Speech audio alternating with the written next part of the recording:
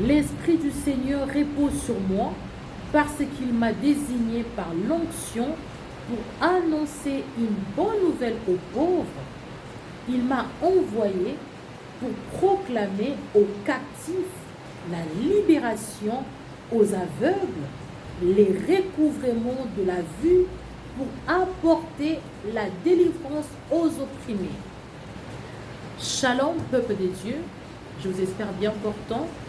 Alors je rends grâce à Dieu pour ces mois de clôture du réveil spirituel qui avait pour thème voici l'époux, aller à sa rencontre.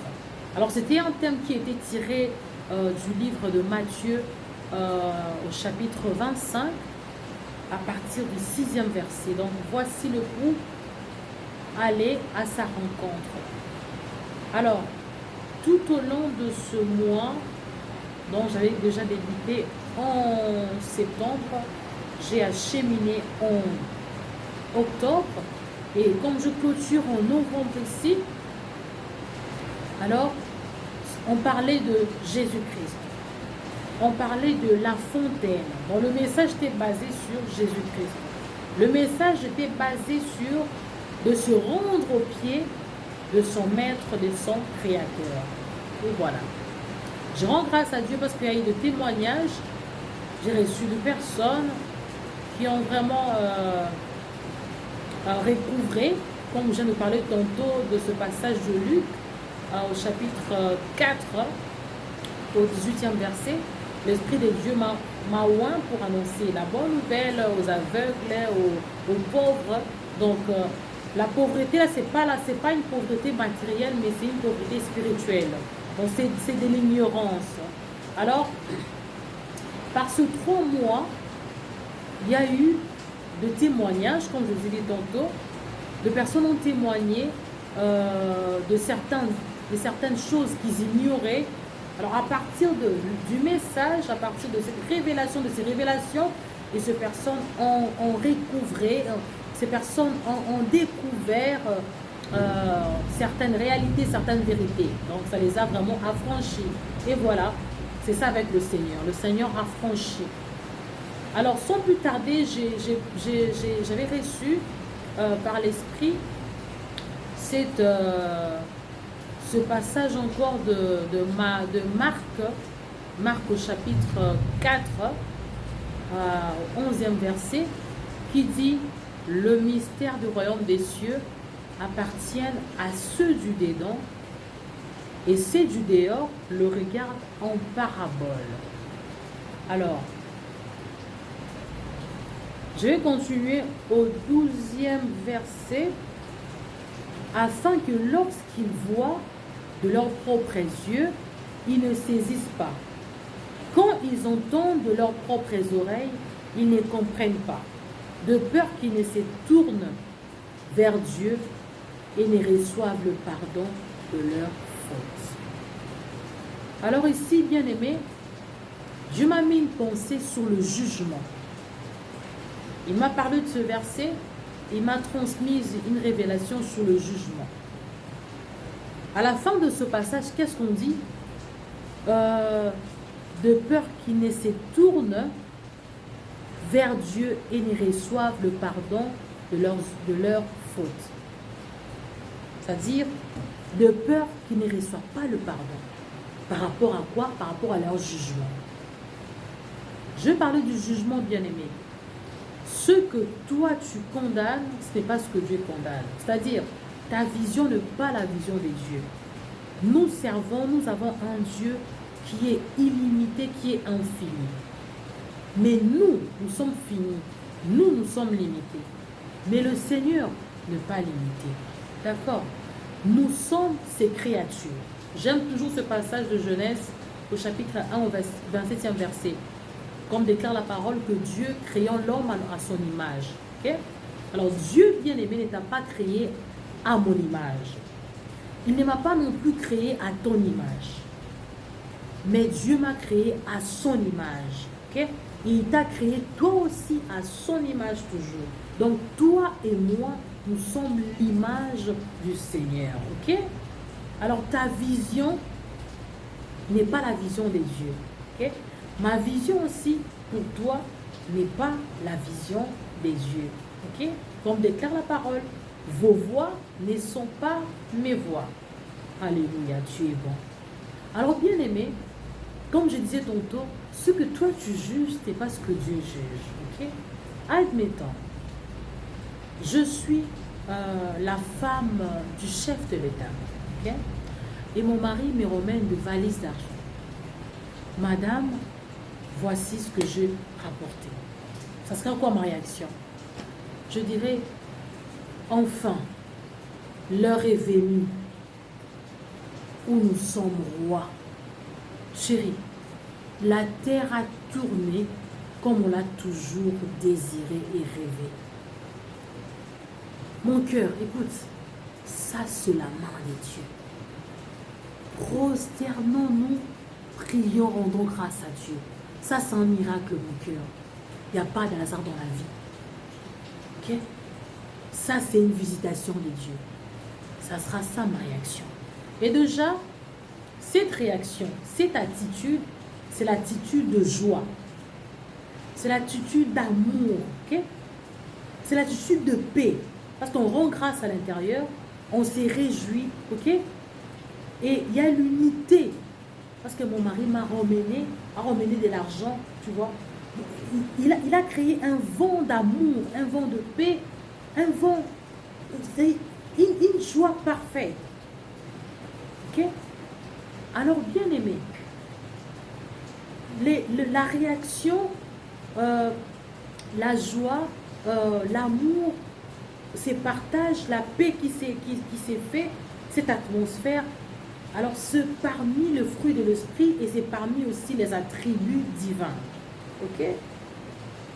Alors, toi qui es en dehors, ok? Toi qui es dehors, toi qui ne vis pas ce mystère que moi, que mon mari et moi vivons, tu vas nous juger, tu vas nous condamner, ok? Alors, quand toi tu condamnes, quand toi tu nous juges, tes attributs sera haine, ok? Sera calomnie, calomnie, haine. Alors, cela déjà n'en fait pas partie des dieux, mais ça en fait partie du diable, ok? Dieu maintenant voit ici l'intérêt. Carole s'est réjouie avec son homme. Okay? L'atmosphère de leur maison a changé. Les visions ont changé. Okay? Dieu voit la joie, l'amour,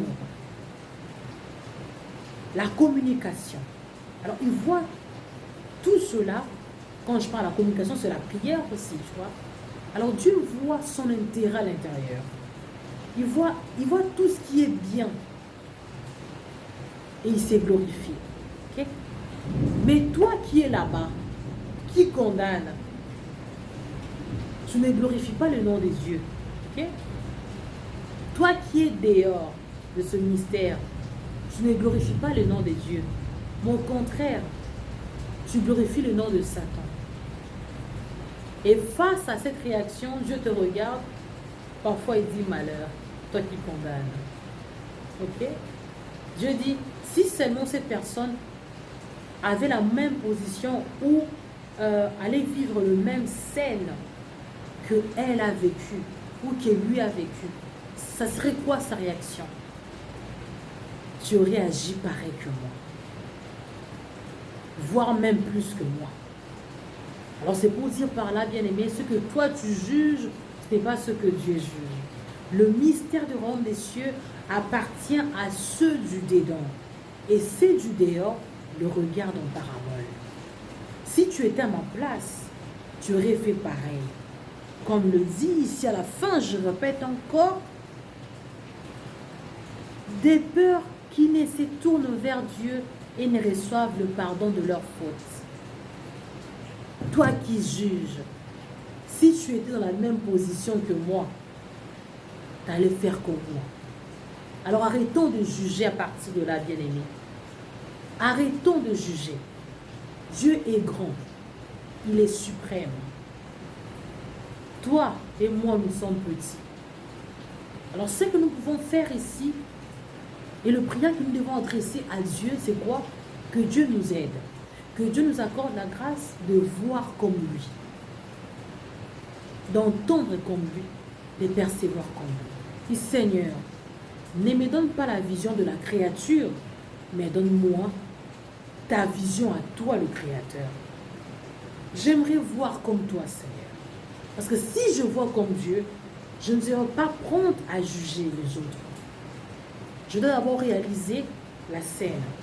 Moi, je peux traiter cet homme de voleur. Je peux lui traiter des détournements, toutes sortes de choses. Okay?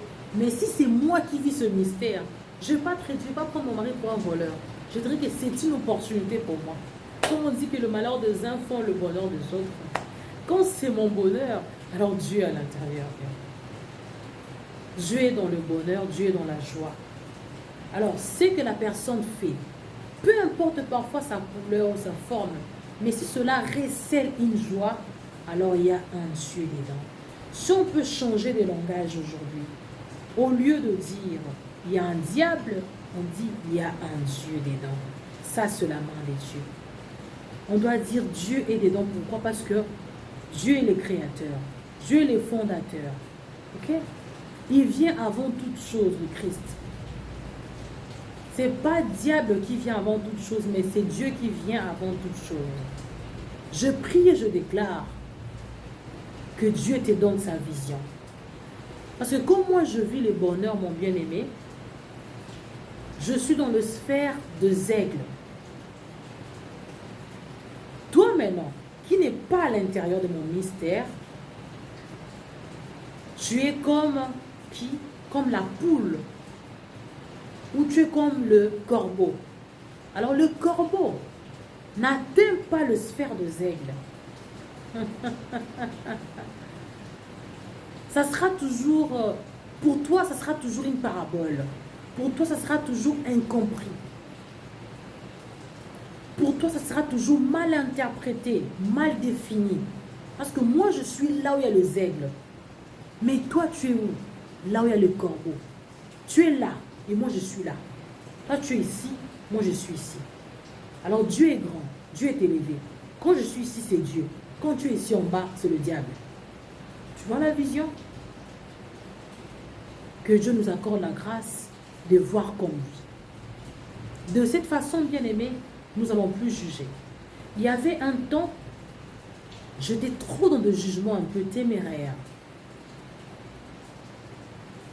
Mais à chaque fois, sur la plupart des choses que j'ai jugées hier, parmi les quelques-uns, j'étais passé sur ce chemin que j'ai jugé.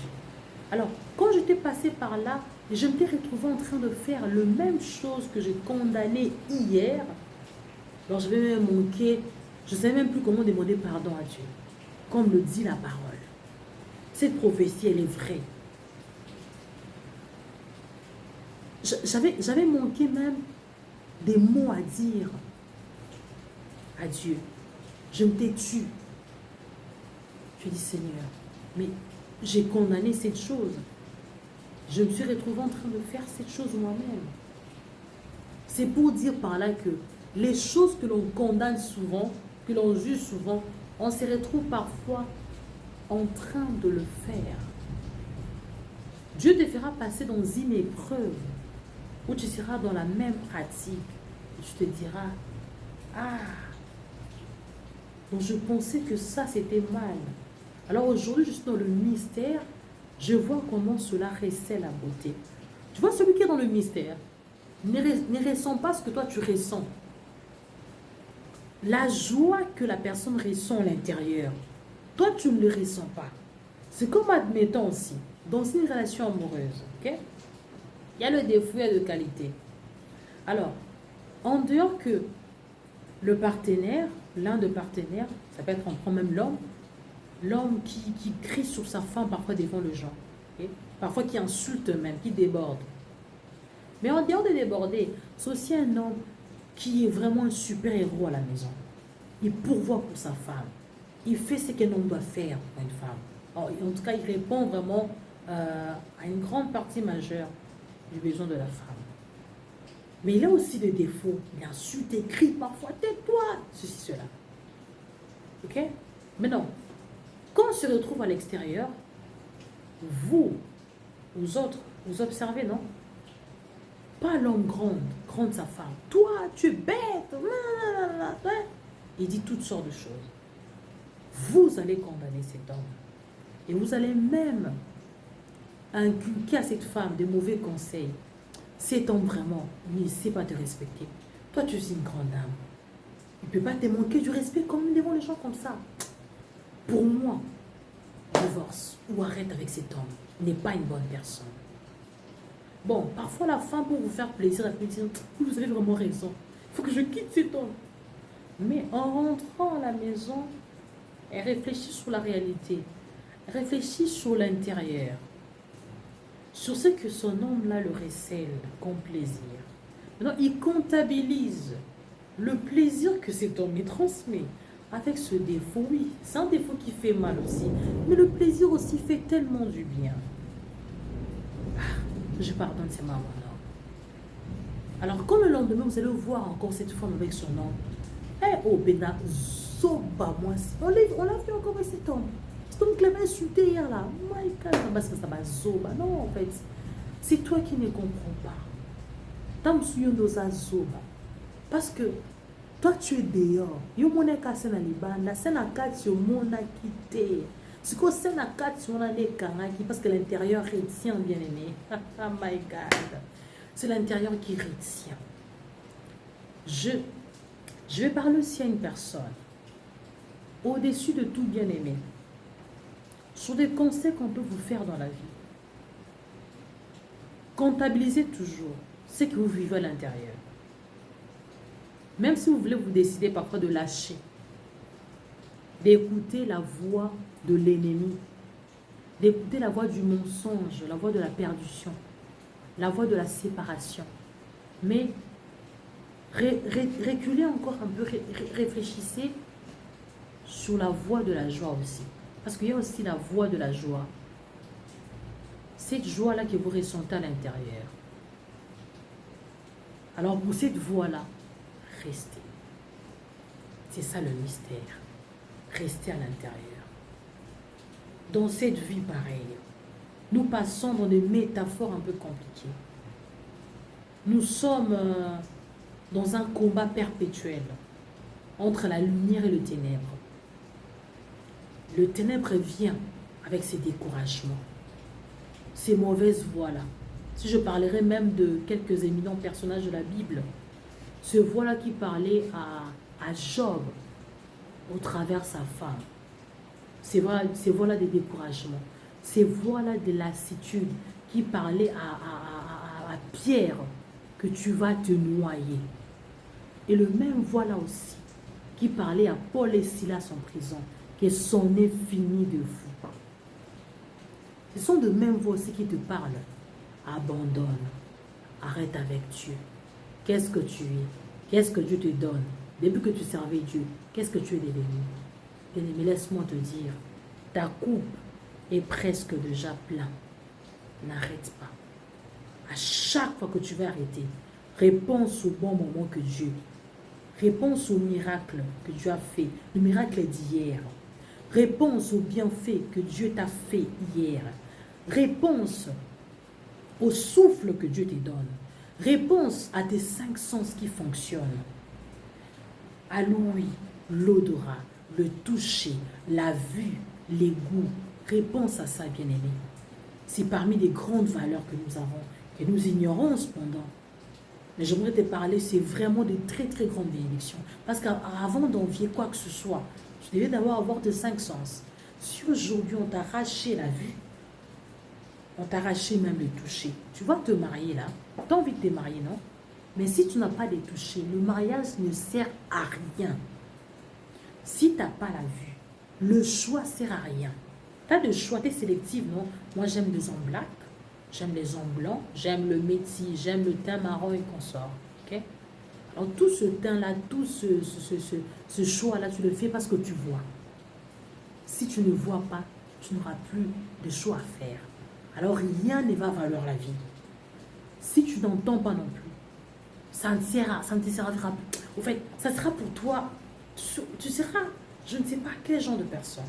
Alors, rends-toi compte que ce 500 sont tellement de valeur. Ok? Alors, ce sont des choses que tu dois rendre grâce à Dieu. En dehors de la voie de l'ennemi, de la voie de découragement par rapport à certaines choses que tu espères avoir, ok? Mais réponse à cette voie-là de la joie, la voie de la protection. Hier, Dieu t'a protégé, Dieu t'a épargné des accidents, de plusieurs dangers. Tu es encore en vie jusqu'à aujourd'hui. C'est un grand miracle. Alors bénis son nom pour ça. Je vais dire à une personne, n'abandonne pas. Bien aimé, il y a une prophétie sur ta vie. Ok? Il y a une prophétie sur ta vie. Et Dieu te dit, malgré que tu traverses ce désert, mais avance encore un peu. Je sais pourquoi je te dis ça. Avance encore un peu. Tu vas comprendre. Ah, tu avais raison. Il fallait que j'avance un peu. Parce que la gloire là, c'est tellement fort. Cette gloire, elle est tellement gigantesque. Il faut être rempli, très mûr, ma soeur. Tu vas gérer tellement de choses, mon frère. Tu vas gérer de milliers de personnes. Tu devais être vraiment un homme aussi bombastique. Tu devais être un homme costaud spirituellement. Costaud. Moralement. Alors Dieu est en train de travailler. Toi, ne dis pas que non. Le diable qui m'effraie, non. Dis, Dieu est en train de travailler. Si tu peux changer ton mental, ton mindset, dis, le Seigneur est en train de travailler. Au lieu de dire ça, Satan seulement. Non, dis, le Seigneur est en train de travailler avec moi. Ok? Le Seigneur est en train de me travailler. Parce que en moi sortira de nations. En moi sortira plusieurs richesses. Alors bien aimé, Dieu prend son temps de construire, de déconstruire. Tu es un gratte-ciel. Pour qui tu te prends? Tu penses que tu es un hangar? Un hangar, on peut le construire dans un seul jour, ça finit. Oui, maison de 2 chambres au salon. Mais toi, tu es un gratte-ciel. Toi, tu es un immeuble de 10 niveaux. Ça doit prendre le temps, ma soeur. Ça doit prendre le temps, mon cher. Il faut creuser ma moellon, ma barre de fer, ma caillasse, ma bête à ma brique et de briques plein, des blocs de 15, blocs de 20, tout ça. Ma fil des récuits, tout ce matériau de construction, de bois, de chevron, tout on doit y mettre. Alors, il faut patienter. Il faut accepter les processus. Okay? Tu es juste en train, tu es dans le processus au fait. Tu n'es pas dans la malédiction, mais tu es dans les processus de Dieu. C'est ça, à partir d'aujourd'hui, ton mindset doit percevoir de cette façon que tu es dans les processus de Dieu et non dans la malédiction du diable. Que Dieu te bénisse. Que Dieu te bénisse encore. Que Dieu te donne sa vision. C'est ce que je peux faire pour toi comme prière. Pour moi, cette prière, c'est une très très grande prière. On n'a pas à se perdre. Okay? Juste que Dieu te donne sa vision. Et chaque fois que tu te lèves le matin, prie le Seigneur, Seigneur, donne-moi ta vision. Je veux voir comme toi. Je veux entendre comme toi. Percevoir comme toi. Si tu vois comme Dieu, tu es 100% assuré que Dieu te bénisse. On se revoit. Nous n'allons pas nous arrêter ici, mais nous allons continuer l'œuvre de Dieu. Cela avait déjà commencé depuis l'éternité. Et ça se manifestait par les temps aujourd'hui. Mais nous allons continuer encore et encore. Ça sera continuel. Nous allons proclamer sa parole partout. Alors toi qui as entendu ce message aussi, transmets-le aux autres. Comme le dit la parole dans 2 Timothée 2, ce que vous avez entendu, alors communiquez-les aussi aux autres. Afin que cette nouvelle soit répandue, comme l'a dit la parole, allez et faites de toutes les nations mes disciples. Ok? Dieu veut que toutes les nations soient ses disciples. Dieu veut que tout le monde soit formé par lui. C'est ça un disciple. Ok? Un disciple, c'est un élève qui apprend de son maître. Alors Dieu veut qu'on apprend à ce pied, qu'on apprend auprès de lui. Parce que dans les derniers jours, comme dit sa parole, je répandrai mon esprit sur toute chair. Il n'y aura plus une catégorie de personnes seulement qui vont recevoir l'esprit de Dieu, cette révélation. Mais ça sera maintenant tout le monde qui va recevoir les révélations, le réma des dieux. Vos fils et vos filles prophétiseront, vos vieillards auront des songes. J'imagine que le vieillard même, oh my God, voit des songes. Donc, que cette nouvelle soit répandue comme une traînée de poudre partout dans le monde. Répands la nouvelle de Christ. Que Dieu te bénisse. On est ensemble. Et aussi, une chose que j'ai rajoutée, dans tes prières, quand tu finis de prier, ok? Oui, Amen, c'est je le reçois. Mais beaucoup de gens conçoivent le Amen comme la fin, la clôture de la prière. Alors, je vais te donner cette révélation encore aujourd'hui. Au lieu de dire Amen, genre dans la perception que c'est la clôture de la prière, non. Dis, Seigneur, on est ensemble. Et puis dors. Tu vas à l'église, le pasteur finit de prier. Ah, on est ensemble, Seigneur. Toi, sois toujours ensemble avec Dieu. J'allais m'arrêter, mais l'esprit est toujours en train de me dire de continuer un tout petit peu. Une fois, j'étais à l'église, j'étais avec ma soeur. C'était Bunda 21. Cette période-là, c'était un peu une période de menace de kidnapping. Alors, le pasteur nous avait injecté cette vision que non, quand vous sortez, ne prenez pas de taxi. Prenez au moins des bus, de Transco, mais ne prenez pas de taxi. Mais on sort, ne prenez pas de taxi. Et après, quand il a fini de prier, il nous a dit, je ne veux pas dire Amen, mais je veux que vous partiez dans cette atmosphère, ok? Dans cette atmosphère de prière, ok? C'est-à-dire que je n'ai pas achevé encore la prière, mais que la prière soit continuée jusqu'à chez vous, jusqu'à ce que tu arriveras chez toi à la maison, tu vas t'endormir, hein, ça soit continué comme cette prière. Parce que je suis en train de sentir quelque chose de pas très très bien. C'est que le pasteur avait dit, nous sommes sortis de là.